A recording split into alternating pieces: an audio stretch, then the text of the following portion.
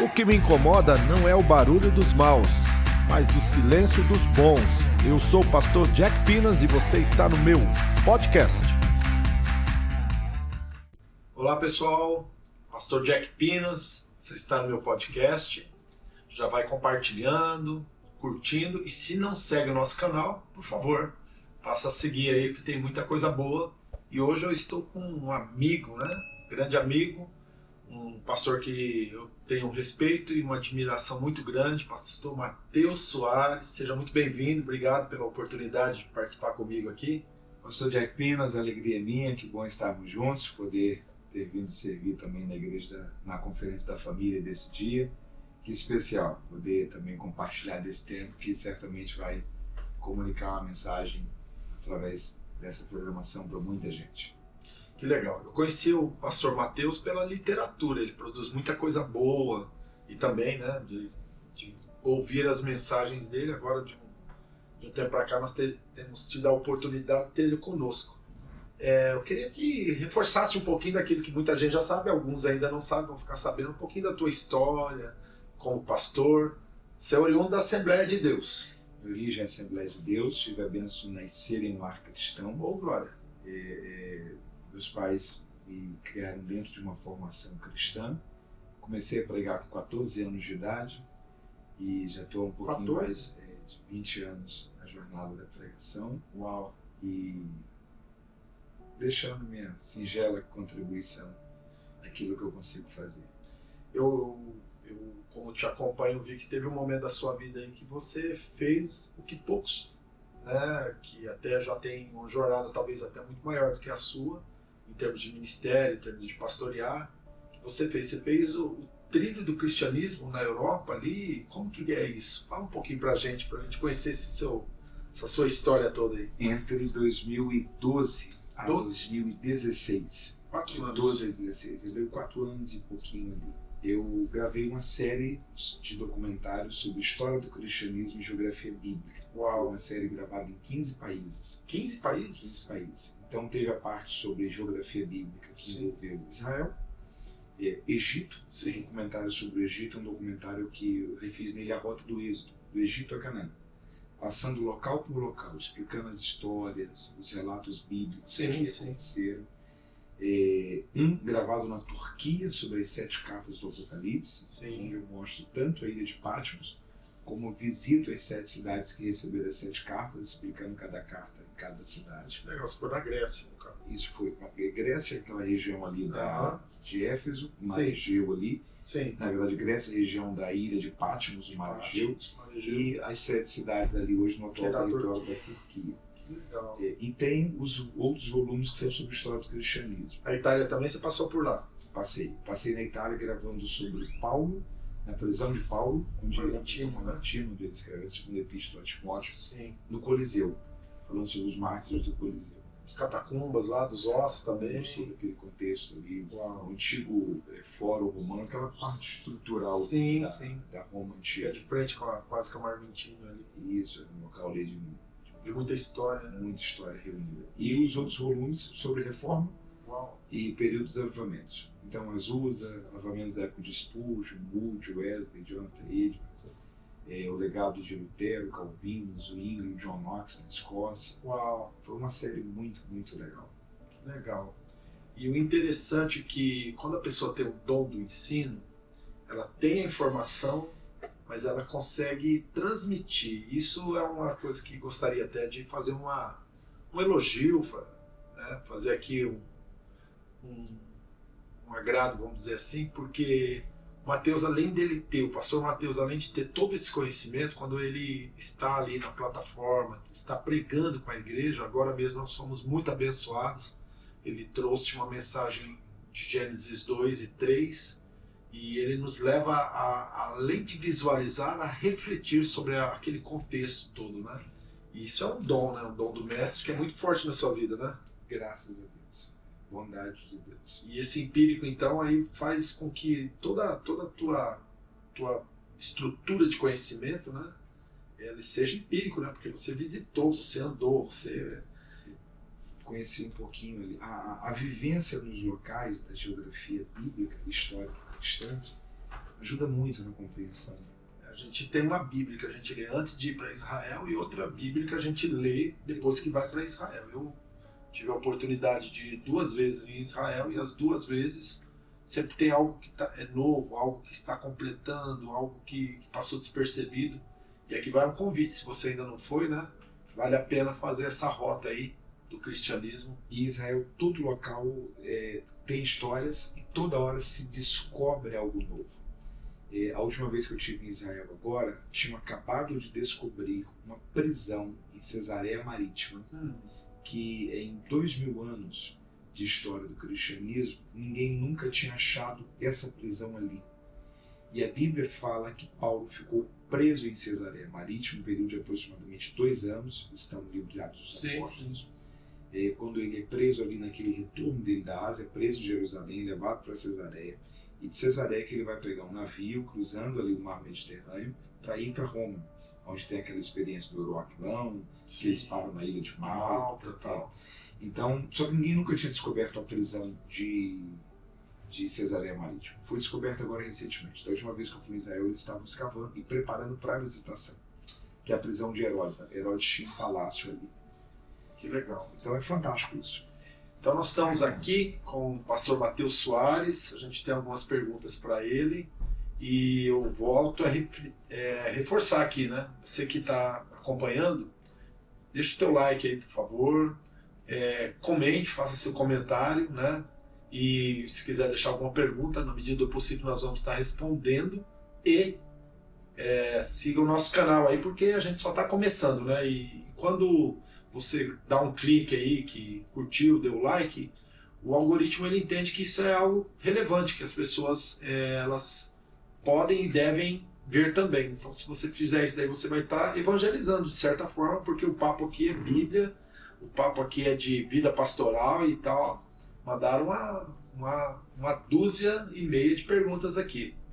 Então eu gostaria de fazer algumas perguntas pertinentes à igreja, questão de ordem mais contemporânea. Eu sei que a gente se encontrou no aeroporto ali outro dia, eu estava voltando dos Estados Unidos, ele também, só que ele estava numa viagem ali de cruzada evangelística, vamos dizer assim. Eu tinha tirado uns dias com a família e a gente parou ali, tomou um café, conversou um pouquinho e tal. E ele tem assim sido usado por Deus dentro e fora do Brasil. Uma das coisas que me chama muita atenção é que essa forma de ver a igreja, tanto de dentro para fora, quanto de fora para dentro, né? E isso daí, hoje, né, queremos sugar um pouquinho de você, Matheus, se você nos permite, né? Então, primeira pergunta, Matheus, quando você olha para a igreja contemporânea, como você definiria essa identidade? O que mais caracteriza essa geração? O que mais caracteriza essa geração de agora dentro desse contexto? Toda geração ela é diferente uma da outra, né? E talvez o erro da gente é esperar que a próxima geração ela seja igual à nossa. A nossa geração não é igual à anterior, a próxima também não será igual à nossa. Eu tenho a sensação de que todos nós, quando somos jovens, somos os reformadores.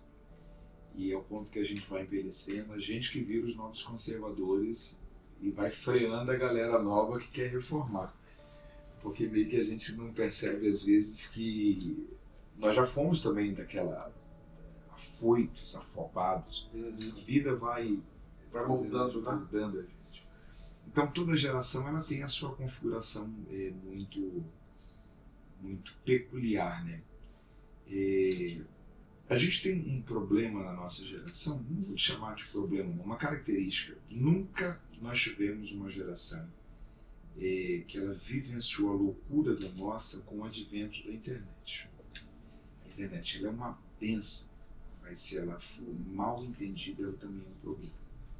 Porque a internet ela faz a gente comparar o tamanho da nossa igreja com a igreja do outro, a igreja que a gente prega com a igreja que o outro prega. A internet faz a pessoa comparar a vida dela com a vida da outra, onde que a outra almoçou, onde que a outra jantou, onde que a outra tirou férias, o carro que a outra tem. Então, e isso vai afetando as emoções das pessoas. Porque todo mundo na internet tem um casamento saudável, todo mundo na internet prosperou. Há pouco tempo atrás teve um viral de primeiro você começa, depois você melhora. Todo mundo na internet melhorou. Todo mundo. Então a internet é uma ilusão. Eu tinha algumas pessoas que eu vi assim. É que nem propaganda de margarina, todo mundo é perfeito e feliz. Eu vi esse primeiro você começa, depois você melhora. Eu vi a foto do depois você melhora. Esse cara aí não tem nada a ver com isso. E agora em época de IA, né? Vídeo Então, de tudo, né? Então eu acho que cada geração tem a sua configuração. O que a gente precisa buscar ter é uma saúde emocional equilibrada, para não ter pressa. Hoje, quando a gente estava durante o dia conversando, deixa eu falar uma coisa que eu achei muito interessante. As fases da vida, de que tinha que chegar alguém pra gente quando a gente é mais novo e dizer o seguinte: eu curte hoje, as coisas vão se montar. Sim. Você vai conseguir ter sua casa, seu carro, você vai trabalhar, seja organizado com as suas finanças, você vai conseguir estabilizar. Só que quando você chegar nisso, eu vai sentir falta da idade que você tinha. Então, se você quiser viver muito o amanhã, tá arriscado você chegar na manhã e ver que a beleza mesmo estava no ontem. Lá no passado, né? Só que você passou por ele querendo tanto coisas que você deixou de viver. Então eu acho que passa por isso, porque se nós tivermos pessoas emocionalmente adoecidas, nós vamos ter talvez cristãos adoecidos. E a pandemia hoje, eu posso falar isso, né, de termos de gabinete pastoral, a pandemia hoje, ela é de ordem emocional. Então a gente precisa que as pessoas mapeiem as emoções, porque se elas estiverem emocionalmente saudáveis, elas vão ter famílias saudáveis, elas vão ter uma vida espiritual mais clara, mais saudável. Acho que passa por isso. A igreja está vivendo uma transição, isso é fato, né? A geração X chegou, agora já vai começar a ir também, daqui a uns dias os baby booms estão indo embora, o X, agora tem a geração Z e Y, né? E depois tem a outra aí, né? A geração Z está ficando velha, né? Porque a geração Z já está com 25 anos. Mínimo, né? Então, eu sou da geração Y. Nasci em 1990. Então a geração Z, ela não é mais aquele jovem de 13, 14 anos, não. A geração Z, o cara já está com 22, 24. Essa geração pós-pandemia, meus filhos nasceram um em 2016, outro em 2018.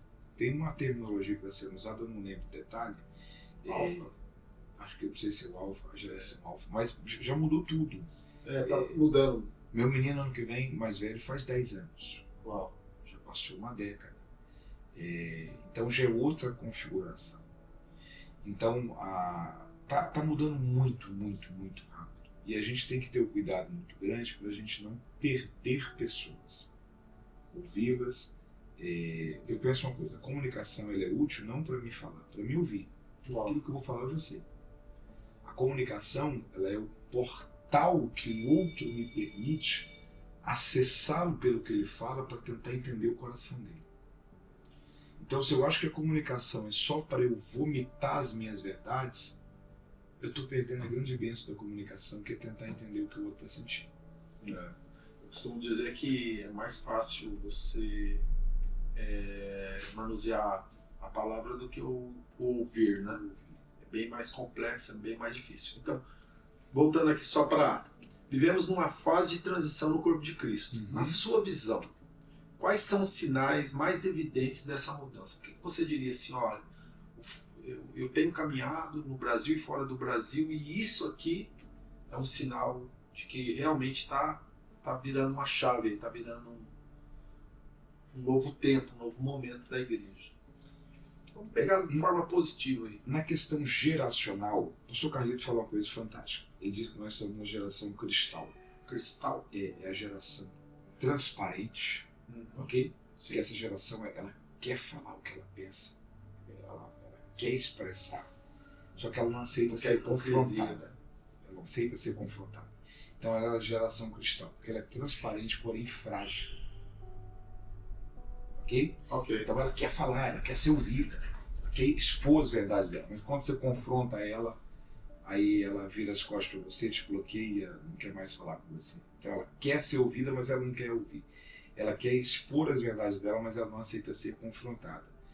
E quando a gente traz isso para a igreja, eu acho que é um grande desafio, porque a figura do púlpito é a figura onde o pecador tem que ser confrontado da sua natureza humana pecaminosa ainda. Eu acho que há um ambiente de amor para se falar, com zelo, sim, entendimento, né? com entendimento, com equilíbrio, com lucidez, mas a gente não pode divorciar a mensagem do Evangelho. E aí é um perigo muito grande da gente arrepender-vos, para a gente não correr o risco da gente não pregar muito sobre o que Jesus não pregou, não pregar nada sobre o que Jesus pregou. Uau! Dá para repetir essa frase aí? Porque essa daí serve de gente, manual para nós. Da gente não transformar o púlpito no nosso Evangelho, nas nossas notícias. O Evangelho são as notícias de Cristo. Sim, as boas novas. E as boas novas de Cristo é a necessidade do arrependimento, a salvação por meio da cruz, é negar a si mesmo, tomar sua cruz, abandonar as suas paixões. Então a gente tem que ter o cuidado da gente não inverter e a gente não pregar o que Jesus pregou e pregar o que Jesus não pregou. Que legal. A cultura muda rápido. Até onde a igreja deve se adaptar e onde ela precisa permanecer firme e imutável. Você citou alguns valores, princípios que são pertinentes à própria, de forma intrínseca, à palavra, né? Tem uma frase do Danilo Figueira que eu acho ela maravilhosa. O Danilo fala que a gente tem que mudar a linguagem sem mudar a mensagem. Se a gente muda a linguagem, a gente contextualiza. Se a gente muda a mensagem, a gente mundaniza. A igreja é feita de duas coisas, forma e fundamento. O fundamento é inalterável. Essência, né? A forma não. John Haggai diz isso, né? E John Haggai ele diz que você pode abrir mão da forma, porque a forma sempre vai se adaptar, né, às atualidades, né? Mas a essência não, né? Não. Eu vejo muita gente falando muita coisa de igreja e aí eu sempre analiso pelo seguinte prisma: até onde essa pessoa se aprofundou para... Porque é aquela coisa de você generalizar, tudo é igual, né? E não é bem assim. Não, tem igrejas muito sérias, pastores muito sérios. Ele atualizou muitas vezes, né? Mas não descontextualizou, porque a mensagem ela é imutável. A essência é Jesus, é a ação do Espírito Santo sobre o pecador. Mas nós temos hoje acesso a tecnologias, nós temos acesso a uma série de coisas que talvez no passado não teria. Logicamente que isso não serve de muleta para dizer que nós precisamos ajudar Deus ou o Espírito Santo na ação de qualquer coisa. Mas não dá para abrir mão da essência. Mas não tem como também não se conectar. Porque na minha forma de ver, eu acredito que você tem que ter um ponto de conexão. E o ponto de conexão talvez de início não seja aquilo que a pessoa talvez a gente esteja... John Maxwell tem um livro que é fantástico. Muitos comunicam, poucos se conectam. Esse livro é maravilhoso. Muitos comunicam, poucos se conectam. Inclusive eu indico aí, você que está assistindo aí, tudo que for do John Maxwell, você pode ler tranquilamente que ele é fantástico, sensacional. Maravilhoso. Então tem a ver com isso. Porque o pregador que as pessoas ouvem e ele não entende, ele comunicou, só que ele não se conectou. Tem mensagem de 1 hora que não conecta nada. Tem mensagem de 15 minutos que conecta muito. Uau.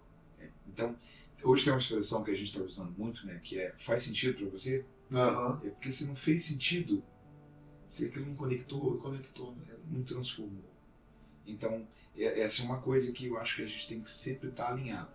A ideia de o que é que eu preciso atualizar em mim para que eu conecte e para que a minha limitação não seja um empecilho para a mensagem ser entendida.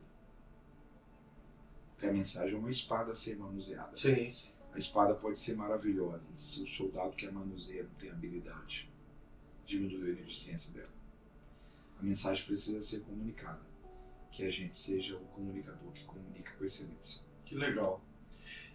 em tempo de mídia social, né? Mídias sociais, né? Hoje nós vivemos conectados e agora mesmo, né, uma série de notícias, você já acorda, né, recebendo as notícias aí.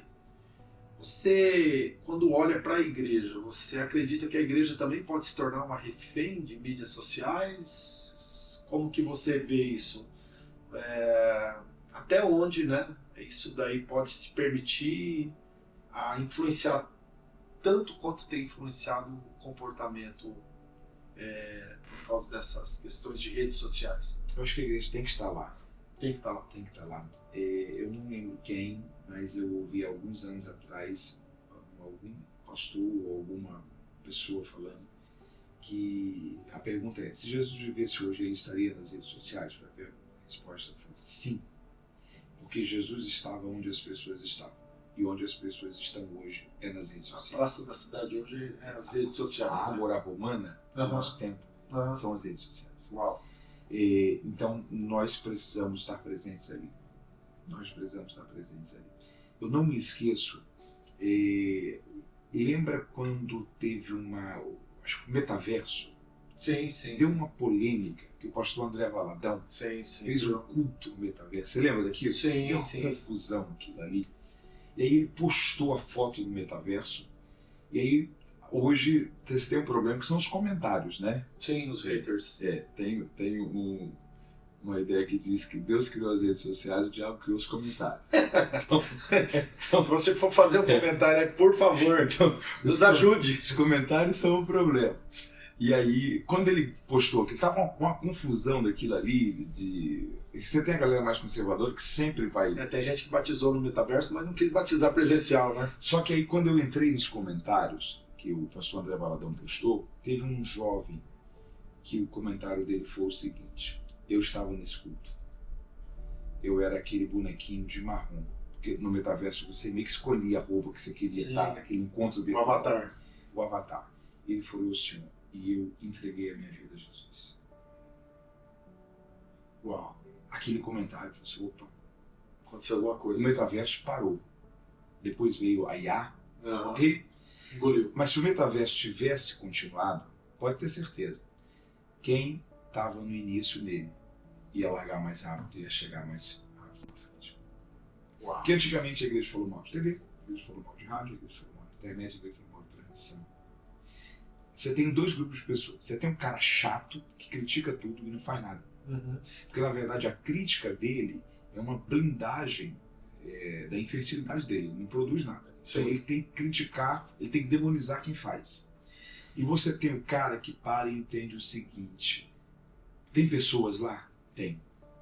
A minha missão é alcançar pessoas? Então eu vou levar a mensagem. Traduzindo em comentários paulinos: fiz de grego para grego, de romano para romano, fiz de tudo para todos a fim de ganhar alguns. Esteja onde as pessoas estão e leve o evangelho lá. Uau. Esteja onde as pessoas estão. Porque se tem gente lá, tem alguém precisando ser salvo. Que legal. Se tem alguém precisando ser salvo, ali é um campo missionário. Esteja lá. Uau. Você que aí tem colocado limitações, você que às vezes, né, poderia ser mais usado e ousado na presença de Deus. E aí eu falo por mim, eu tenho alguns arrependimentos. Alguns deles, né, não são muitos, mas alguns deles, por exemplo, quando a internet começou, eu tinha um membro da igreja que ele amava fazer tudo para que a nossa igreja fosse para a internet. Eu estou falando de quase 15 anos atrás. Eu sou pastor aqui há 22 anos praticamente. Estou fechando 22 anos agora. E se eu tivesse dado continuidade, né, e hoje ele trabalha no centro acadêmico e tal, nós estaríamos em outro momento. Mas sabe aquela coisa de escuta um, escuta outro, aí isso não vai para frente, ou isso não é legal? Mas, sem dúvida nenhuma, é uma realidade. Hoje se movimenta milhares de pessoas, porque é onde, como você disse, né, a praça hoje é as redes sociais. Continuando o nosso bate-papo, tá muito bom.com.br. É muito bom ter o Matheus aqui. Eu gosto muito da sua sensatez. Eu gosto dessa coisa da reflexão, sabe? De falar, mas pensar antes de falar. Porque falar até papagaio fala, viu? E fala muito, né? E agora em tempo de IA, os papagaios estão falando cada coisa, mas falar com propriedade é muito bom de ouvir, né? Na sua experiência, qual é o maior desafio da liderança pastoral na atualidade? Se você hoje, que caminha com muitos pastores dentro e fora do Brasil, o pessoal chegar para você, Mateus, o que você poderia me dizer que é a minha maior... Eu acho que o desafio de todo pastor, de toda geração, é ser um pastor que lembre Jesus. Ser um pastor que lembre Jesus. Que faça do modelo de Jesus o nosso modelo.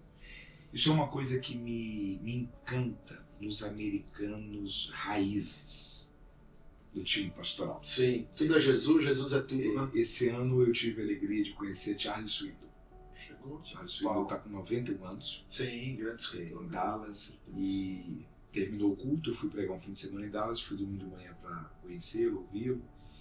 E aí eu fui ao final do culto falar com ele. E eu falei assim, pastor, se o senhor estivesse começando o seu ministério agora, uau, isso pergunta de milhões. Você dedicar a sua vida para pregar, ensinar e escrever sobre um assunto. Qual assunto o senhor escreveria, pregaria e ensinaria? Ele me disse, eu dedicaria minha vida para ensinar, pregar e escrever sobre a graça de Deus. Graça. Uau, as pessoas precisam entender o que é a graça de Deus. Isso me encanta nesse modelo, porque é a geração de pastores que deu certo nos Estados Unidos, que não se envolveu em escândalo, que cumpriu a sua missão, que encerrou a geração, deixando um legado. Segunda Timóteo 4, né? Combate o bom combate. Né? Acabei a carreira e guardei a fé. E eles não quiseram reinventar a roda. Eles entenderam que o Evangelho é suficiente. E eles são pessoas de convicções simples, porém profundas. Eu acho que há uma grande diferença da geração que ela tem convicções mirabolantes, porém superficiais. Aquela geração ela tem convicções simples, porém profundas. Billy Graham era um homem de gerações, de convicções simples, porém profundas. Então eu acho que o que um pastor tem que ter, um líder tem que ter? Ele tem que ser alguém que quando a pessoa lê a Bíblia, ela fala assim, meu pastor é parecido com Jesus. Falei essa semana, por incrível que pareça, a gente sente, né, quando o Espírito Santo está essa mesa aqui, é a mesa com, não é Jesus Cop, mas é a mesa com Jesus. As duas coisas que eu tenho sido influenciado pelo Espírito de Deus nesses dias.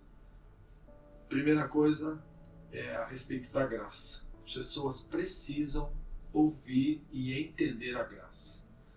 Por muito tempo a gente ficou com aquele argumento, a graça é o favor imerecido, mas a graça é muito mais do que isso.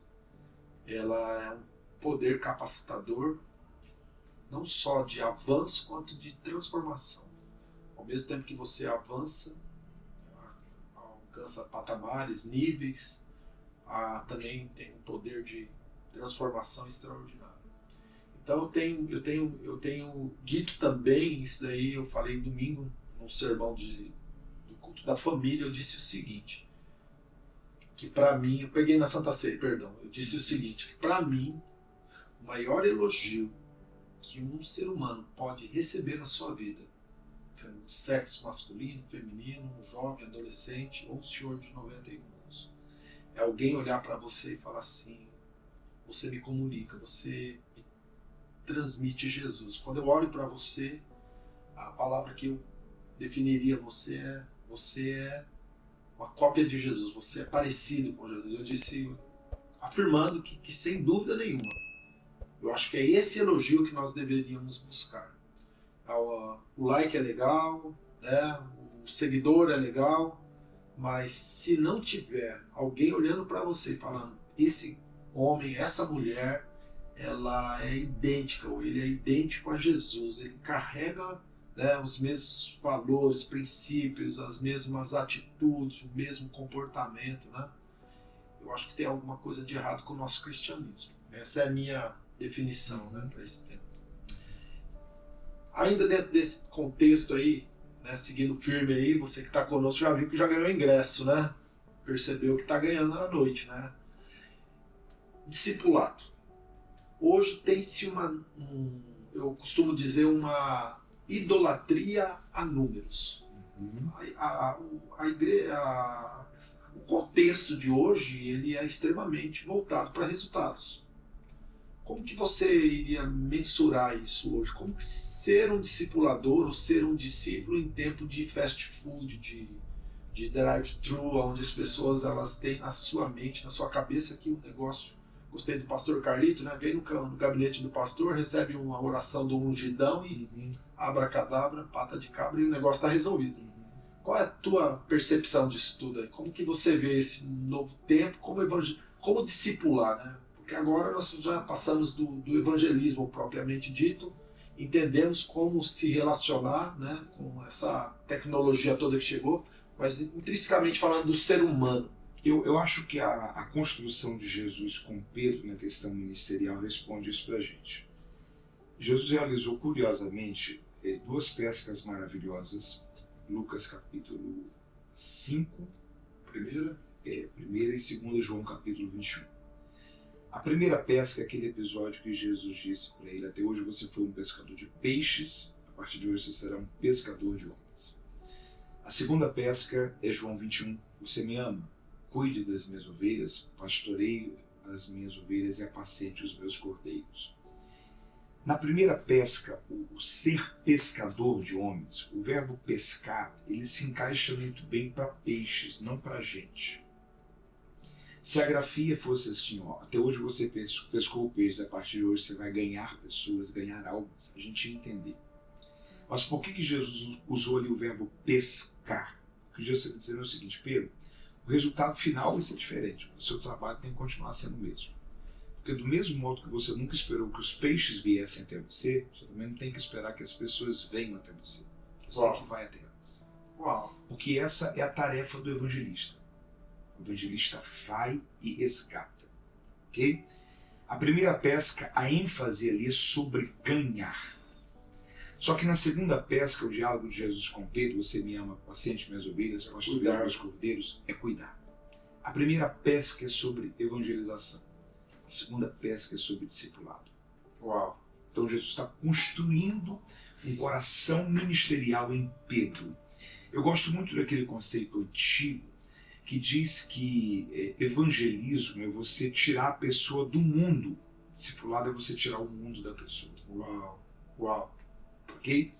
Então isso passa por uma jornada de limpeza, aonde eu acho que tem 2 fatores. Primeiro, a vida de quem discipula, e segundo, a exposição dessa pessoa ao Evangelho, aquilo que Cristo deixou como modelo de vida, ao padrão do cristão bíblico, segundo o Novo Testamento. Então, eu acho que discipulado dentro dessa ideia, e aí talvez eu ainda faria ainda uma diferenciação do seguinte: quando Jesus vai falar em João 21 para Pedro, Jesus fala sobre cordeiros e ovelhas. Cordeiro é até 1 ano, ovelha a partir de 1 ano. Do mesmo modo que bezerro e boi e vaca, é diferente. Há uma diferença. Novilha, por exemplo. Novilha. O cordeiro é o novo. Ovelha é o mais maduro. Jesus fala 2 vezes sobre ovelha e 1 vez sobre cordeiro. Se a gente for seguir a risca, 2 coisas podem ser entendidas ali. Primeiro, seria bom se 1/3 da igreja sempre fosse de novos crentes. Uau! Tem que ter bebê na casa. Pessoas novas. Sim. 1/3 sempre de novos crentes. E segundo lugar, a gente entender que o rebanho não é feito só de ovelhas. O rebanho também é feito de cordeiros. Uau! Então, exige um cuidado especial aqueles que são novos na fé. Então a gente não pode deixá-los longe. Eu compararia essa dinâmica à mesma ideia. Imagina o seguinte: imagina que nasce um filho, você pega uma mamadeira, entrega para essa criança recém-nascida e fala assim: todo o meu papel foi te gerar, se vira. É a mesma coisa do cara que decide no culto de domingo, ele fala assim: quarta tem culto, domingo também, se vira, sempre. Não funciona, né?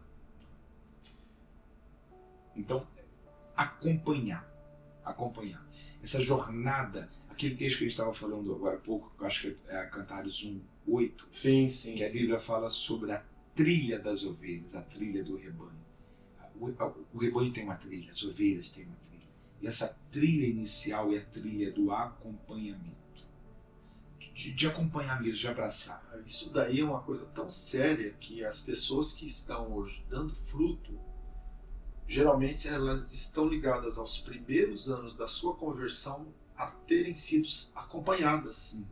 E hoje elas são pastores, são pessoas que estão firmes na igreja, né, ocupando os seus lugares, e não só dentro da igreja. Quando a gente fala igreja, né, eclésias, chamados para fora. Ou seja, dentro de um contexto social, vamos dizer assim, né, ela está fazendo a diferença, ela está influenciando, porque houve todo um processo, aquele cuidado, principalmente nos primeiros anos da sua conversão. Tem uma dinâmica curiosa que é a seguinte: normalmente uma pessoa fica na igreja se ela conectou com alguém ali, ok? Sim. E ela vem numa igreja se ela tem alguma conexão de relacionamento com alguém ali. Uau. Porque a igreja é construída por relacionamentos. Então o discipulado ele é útil nisso. O pastor Ibeúbe, ele tem uma frase que eu acho que é maravilhosa, é do Eibe. Ele fala o seguinte: às vezes antes de você ganhar a pessoa para Jesus, você tem que ganhá-la para você. Primeiro a gente faz discípulos para nós, para que você possa apresentar, né? Você ganha a pessoa na escola, no trabalho. Verdade. Você cria o relacionamento. É isso aí. E aí você apresenta a ela a fé. Então eu creio que essa jornada do discipulado passa por esse convívio. Por quê? Porque o discipulado é a tarefa de transformar cordeiros em ovelhas. Legal. Então vai ter. A cultura judaica, do 0 ao 7, eles aprendiam ali o início, né, que seria ali o Pentateuco. Do 7 ao 14, a Torá, e já é apresentado a Torá.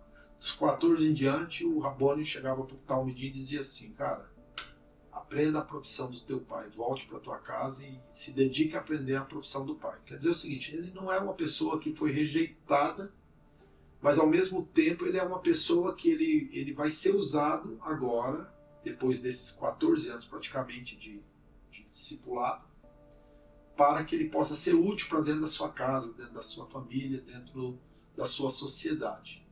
Já outros que são menos, que ficam com ele, com o Rabboni, eles vão andar ali, comer o pó da sandália que a gente fala, né? E aí ele vai ter uma vida com esse Rabboni, até o caso de Jesus, ou daquele cego de nascença que fala: olha, ele já tem mais de 30 anos, ele pode se defender, ele pode falar por si próprio, ou seja, até chegar a uma idade madura para que ele possa ensinar a outros. Até antes de 30, na cultura judaica, eles não tinham esse direito, vamos dizer assim.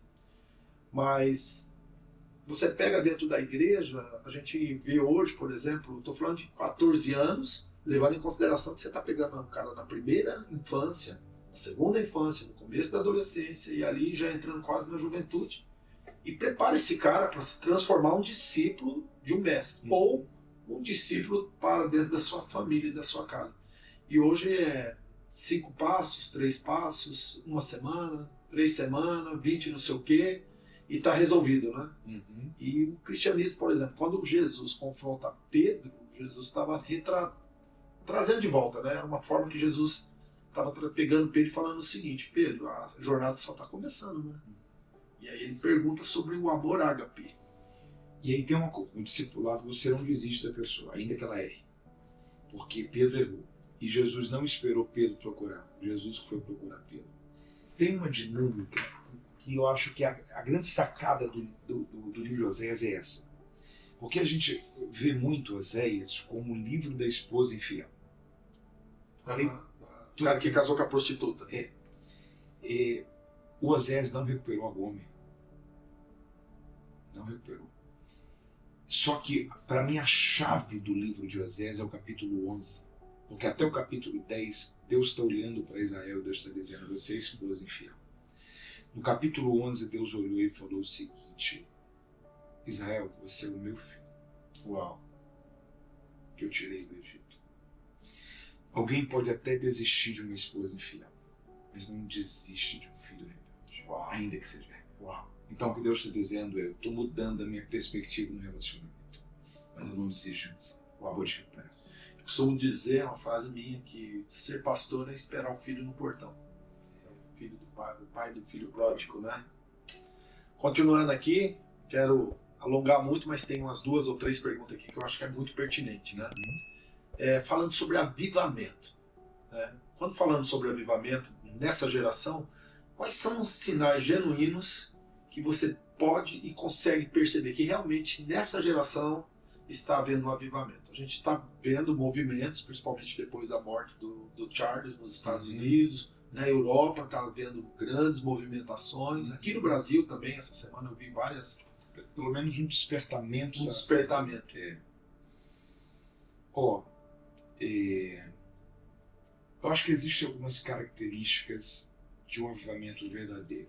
Primeiro, um avivamento verdadeiro, ele traz profundo senso de arrependimento. As pessoas abandonam o pecado, abandonam a vida errada e vivem uma nova vida para a glória de Deus. Em avivamentos, quase sempre você tem uma figura expondo fielmente as Escrituras. Curiosamente, a grande maioria dos avivamentos aconteceram com pastores. Okay? Sim. Pega a história dos avivamentos. Sim. Pastores. Sim. Teve um avivamento que não aconteceu com um pastor, que foi George T. Field. Wesley, pastor. Moody, pastor. Edwards, pastor. Lutero, pastor. Calvino, pastor. Zwingli, pastor. Quem estuda William de Gales, pastor. Mas o pastor dele pagou um preço de 12 a 13 anos em oração. E ele foi resposta de oração. E uma das orações do pastor era que viesse ou dos campos da agricultura ou das minas de carvão. Para que isso fosse realmente algo que trouxesse um impacto. David John Chu, pastor da igreja de oração na Coreia do Sul. Porque avivamento acontece onde há pastores com o compromisso de ensinar constantemente aquelas pessoas sobre Deus. Uau. Paralelo a uma igreja que se rende em oração. O David John Chu tem uma frase que eu acho muito pertinente a isso. Ele falou o seguinte: eu creio que Deus pode mandar um avivamento sobre qualquer lugar, desde que essas pessoas se dediquem à oração. Não é porque uma igreja ora que ela vai ver um avivamento, mas ela não vai ver um avivamento se ela não orar. Uau. Só que aí eu diria uma frase para fechar essa questão do avivamento, do Leonard Ravenhill. Inclusive tem um livro do Leonard Ravenhill, Por que Tarda o Pleno Avivamento, uma pergunta que é a leitura obrigatória. Cara, citei ele essa semana. Esse livro é fantástico. Domingo. O Ravenhill falou uma coisa muito interessante. Ele fala o seguinte: talvez a maior razão pela qual nós não estamos vivendo o avivamento é porque nós estamos satisfeitos em viver sem. Uau. A gente não sente falta. Nossos cultos estão bons. Nossa conta bancária tem o que a gente precisa para viver. A gente tem uma casa para morar. Nossos filhos estão saudáveis. A gente olha e a nossa casa está salva. E a gente diz: está bom. O meu politicamente correto de vida cristã está maravilhoso. E a gente não se importa de não estar tendo mais experiências com Deus, de não estar vendo dores espirituais sendo manifestos, a cidade não está sendo alcançada. O meu mundo está confortável. Talvez a maior razão pela qual nós não estamos vivendo avivamento é que a gente está satisfeito em viver assim. O avivamento, ele é desconfortável, porque o avivamento, antes de produzir o derramar de Deus, ele causa na gente uma angústia. Satisfação. Faz a gente se render diante de Deus. Avivamento é trazer vida onde tinha morte. Avivamento é onde a vida acontece. E quando nós estamos vivendo como mortos, achando que estamos vivos, nunca vai acontecer um avivamento. Novamente a necessidade espiritual da igreja. Com certeza, né? E eu gosto muito de uma definição que no avivamento, o que demoraria 10 anos para acontecer, acontece em um episódio, um momento. Para mim, avivamento tem muito a ver com João Batista. E eu te explico por quê. Porque tudo que Jesus fez, tudo que Jesus trouxe, primeiro teve uma mensagem de João Batista. Ele falava: eu sou aquele que aplana, eu sou aquele que vou adiante, endireitando os caminhos tortos. Então, se não existe uma mensagem que está sendo difundida dentro de uma geração, essa geração ela não vai conseguir viver todo o liberar do sobrenatural de Deus. Porque não existe avivamento sem arrependimento e sem embibliamento. Não adianta orar, sem discernimento, sem entendimento. Então, eu vejo assim que muitas vezes a gente acaba se pegando tão apegados, né, àquilo que nós experimentamos no nosso dia a dia, que esquecemos que existem coisas bem maiores, né, bem mais. A Bíblia é um livro que mostra para nós, né, essa semana em específico eu tirei a semana para o Atos, né? Então eu estou Atos, Romanos, aí Corinto, aí eu volto para Atos de novo. E o Atos ele mexe muito comigo. Ele me coloca para pensar que é a maior referência, né, de avivamento é a igreja de Atos, né? E a gente percebe que havia toda umas dificuldades, mas ao mesmo tempo havia um desejo muito grande que Cristo fosse conhecido, que Cristo fosse anunciado, né? Ai. Que bom, quando eu escuto um cara falando de Ravenhill para mim é porque realmente ele ama a Bíblia, a palavra, porque nós precisamos que essa geração conheça as gerações anteriores, né? Tem duas referências quando o assunto é oração para livros. O Leonardo de Ravenhill e eu não sei qual que é o nome, mas a sigla do nome dele é E.M. Bounds. Bounds. B-O-U-N-D-S. Bounds, ou Bounds. Bounds, E o Bounds, ele tem uma frase dele que é muito provocativa. Ele fala o seguinte: orar pouco é tão perigoso quanto não orar. Porque às vezes orar pouco é a nossa natureza humana tentando nos auto-enganar, dizendo: orei pouco, mas não tenho uma vida de oração. Uau. Você sabe que é meio que o ego da vaidade humana dizendo assim: não, eu oro. Se você pudesse aconselhar a igreja brasileira hoje com uma frase, qual seria, pastor Matheus Soares? Difícil essa frase. Uma frase.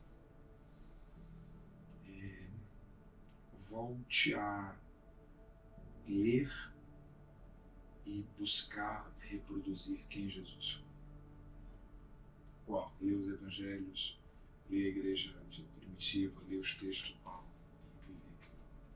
Quando eu me converti, a ênfase estava sempre no fazer. Você precisa fazer. E eu sou a favor, eu acho que a cultura do servir ela tem que estar presente na vida de um servo de Deus. Servir faz parte da natureza redimida. Mas em João 6, vem a frase: quem não serve, não serve. Quem não serve para servir, quem não vive para servir, não serve para beber. Mas você sabe que na minha jornada cristã, quando eu me deparei com João 6, né? João 6 é aquele famoso discurso que todo mundo vai embora e Jesus fica ali. Vocês também não querem ir embora, né? Eu sou o pão vivo que desceu do céu e tal.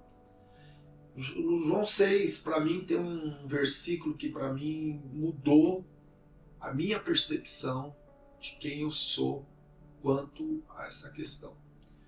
Quando em João 6,29 diz assim, que a verdadeira obra de Deus é que conheçais ao Cristo, Filho de Deus, ao Senhor Jesus, Filho de Deus. Então, eu acredito que tem muita gente fazendo muita coisa para Deus sem conhecer o Deus, está fazendo muita obra de Deus sem conhecer o Deus da obra. E quando você vem com esse conselho, aí entra nessa questão da tua singularidade, daquilo que você carrega, daquilo que você é. Porque realmente eu acredito, tá, Matheus, falando de todo o meu coração para você já me conhece um pouco, sabe que eu sou muito sincero. Eu acredito que é o conselho que Jesus daria para qualquer pessoa que está aí, nos assistindo, que quer fazer uma obra que não seja palha, feno ou madeira, quer fazer uma obra que vai ser provada e vai permanecer. São chamadas obras vivas, não obras mortas.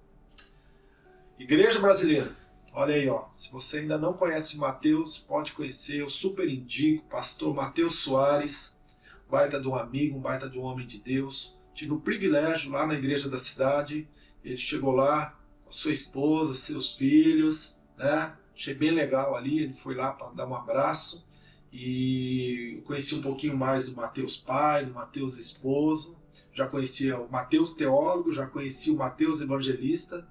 E agora, esses dias atrás, ali no aeroporto de Guarulhos, voltando de viagem, como eu disse no início, Aí eu estava de costas conversando com um casal que é do Canadá, amigo da gente, inclusive estava aqui na igreja hoje, e o Matheus chegou e me deu um abraço, e aí eu conheci o Matheus amigo. Se você ainda não conhece o Matheus, eu quero te motivar a conhecer mais desse homem de Deus. Sem dúvida nenhuma, o Brasil vai conhecer cada vez mais esse homem de Deus, esse expoente, né, dessa nova geração, da geração que logo vai estar cada vez mais, né? Eu costumo dizer que a geração X é uma geração de transição, né? Mas a geração que está fazendo a grande diferença, eu acredito muito, me relaciono muito bem com ela, inclusive, é a geração Z, né? Que sem dúvida nenhuma... A geração Z é a geração do século. Eu acredito. Eu sou a geração do século passado. Eu sou a geração do século XX. Amém. Se eu cruzar a metade desse século, dificilmente eu vou chegar ao final desse século. Se eu viver 60 anos, eu vou até 2050. Parei na metade do século. Se eu viver 100 anos, não encerrei o século. Meus meninos são de 2016 e 18. Eles devem encerrar o século. Entendi. Eu sou do século passado. Uau. Então, a geração desse século é a Z. É a Z. Uau. Martin Luther King dizia: o que me incomoda não é o barulho dos maus, mas o silêncio dos bons. E aqui, no nosso podcast, os bons, eles são convidados e têm voz e vez. Fazer a última pergunta, porque o tempo ruge ou urge? Brincadeira à parte, para fechar mesmo. O que você acredita que Deus está fazendo na Igreja do Brasil nesse tempo? Se você pudesse falar assim: eu creio muito que Deus está trabalhando nesse sentido, nesse propósito, nessa... Eu creio que Deus sempre faz muita coisa. Só que às vezes a gente se fecha dentro de uma caixa, que pode ser a nossa religiosidade, pode ser a nossa estrutura denominacional, que pode ser a nossa experiência pessoal. E a gente acha que Deus só faz se for daquele jeito que o meu crivo pessoal aprovou, dizendo: não, foi Deus que fez. Uau. Não, Deus faz. Deus fez Pegun Rina, que era um cara da plancha. E as igrejas tradicionais falavam mal pra caramba da Bola de Neve. Deus estava salvando milhares de pessoas. Eu creio um cara pregando mal pra gente. Deus faz. Deus, ele não precisa que a minha limitação da minha caixa... Deus não cabe dentro da minha caixa. Deus chuta a minha caixa. Se eu achar que Deus só faz aquilo que para mim é politicamente correto, coitado de mim. Deus sempre vai estar fazendo muita coisa. Então que Deus dê sensibilidade a gente, para a gente não achar que a gente é doutor em perícia de Deus. Não, Deus não precisa da minha perícia. Que Deus me dê a sensibilidade de não deixar de acompanhar o que Ele está fazendo, só porque talvez a frequência do que Ele está fazendo agora é diferente da frequência que eu conheci o que Ele fez. Uau. Então Deus sempre está falando, Deus sempre está fazendo, sempre. As misericórdias do Senhor se renovam, o Senhor é o Deus, né, de Deus coisas sempre, velhas Deus e de coisas novas, né? E aí eu acho que isso tem uma oração que a gente tem que fazer: Senhor, não me deixe fora daquilo que o Senhor está fazendo. Uau. Deus está fazendo alguma coisa, eu quero estar junto, né? Você que está aí nos acompanhando, mais uma vez, não é pecado, e eu tenho que te pedir, deixa o teu like, né? Deixa um comentário, uma pergunta, ou, melhor ainda, se inscreva no nosso canal e pega esse foguetinho aí e manda esse podcast para alguém. Tenho certeza que alguém vai ser abençoado, vai ser tocado, vai ouvir essa mensagem. E sem dúvida nenhuma, esse é o propósito do nosso podcast. Não é só simplesmente ficar batendo um papo aqui, fazendo cortes, mas principalmente levando uma mensagem de qualidade, conteúdo, talvez dentro de uma outra perspectiva, de uma outra dinâmica diferente de um pregador, né? No púlpito aqui a gente bate esse papo gostoso, né? E eu creio muito nesse papo de mesa, eu creio muito nesse tempo. Jesus fez muito podcast que não foram gravados, né? Uau. Era assim o convívio com os discípulos. Uau. Você é o meu convidado para uma próxima edição do nosso podcast. Fica aí atento, por isso que eu falo, se inscreva no nosso canal. Pastor Matheus, brigadão. A alegria é minha. Deus abençoe. Ó, de presente você vai poder descansar amanhã à tarde, porque hoje eu raptei você para cá por nós. Deus abençoe a todos. O que me incomoda não é o barulho dos maus, mas o silêncio dos bons. E esse é um tempo dos bons se levantarem. Deus abençoe e até o nosso próximo podcast.